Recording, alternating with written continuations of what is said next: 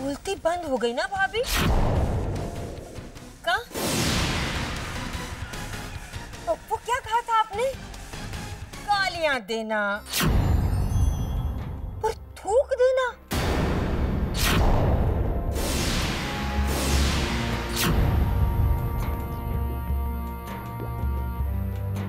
Mummy जी, वो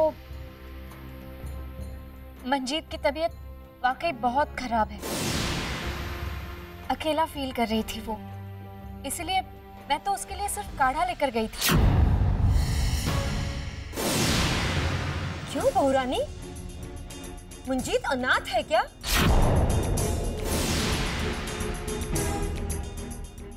हम सब मर गए हैं जो तुम्हें उसकी इतनी फिक्र करनी पड़ी?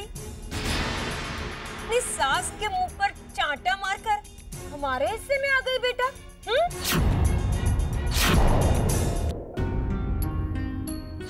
नहीं नहीं, मैं तो चुप! सासू शेर तो बहू सवा शेर।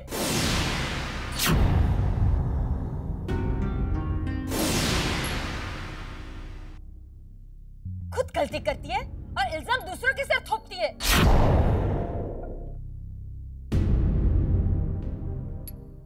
अरे खुद की नियत में खोट है तो। जानकी की कोई गलती नहीं है मम्मी जी। जानकी को मैंने बुलाया था। मंजीत, तुम्हें झूठ बोलने की कोई जरूरत नहीं है, और वो भी पराये लोगों के लिए।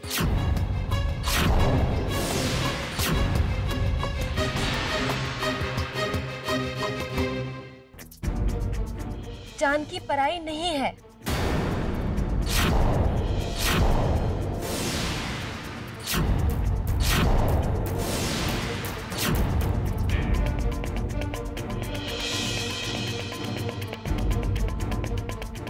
ना, तुम दूसरों के बीच में नहीं बोलोगी। कहा था ना मैंने तुम्हें। और इस घर के लोग कैसे हैं ये मुझे तुमसे सीखने की जरूरत नहीं है। कोई गलती की है तो सजा तो मिलेगी ही। ऐसे कौन देता है और कैसी सजा देता है ये देखना है।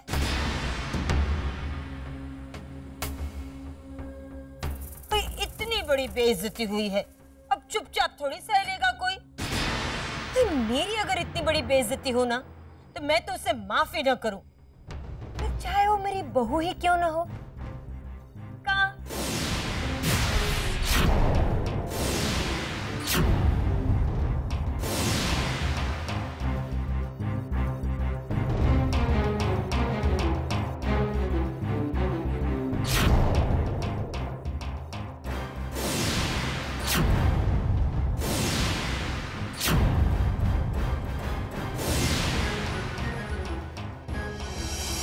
बेटा, तुमने जो किया बिल्कुल सही किया।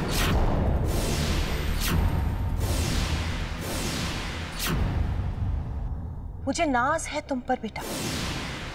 मंजीत बीमार है और अकेलापन महसूस कर रही है। उसका ये दर्द उसके अपनों ने नहीं, पर तुमने समझा।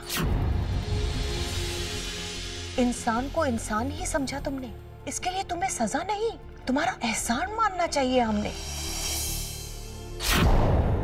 घर के बंटवारे, हिस्से, कड़वाहट सबको भुलाकर, हर चीज को भुलाकर तुमने सिर्फ एक चीज याद रखी कि इस घर में रहने वाला एक सदस्य बीमार है और उसे तुम्हारी जरूरत है।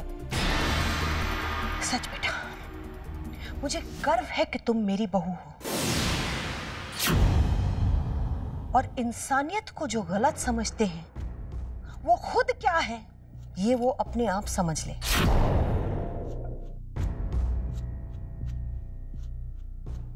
आओ जानकी। जानकी ने जो किया वो तुम्हें करना चाहिए था कोकी। पर तुम्हें तो कोई मतलब ही नहीं है कि तुम्हारी बहू बीमारी में मर रही है या जी रही है। इससे पहले कि दुनिया तुम्हारी इस हैवानियत पर थू थू करे, संभाल लो अपने आप को और अपनी बहू को भी।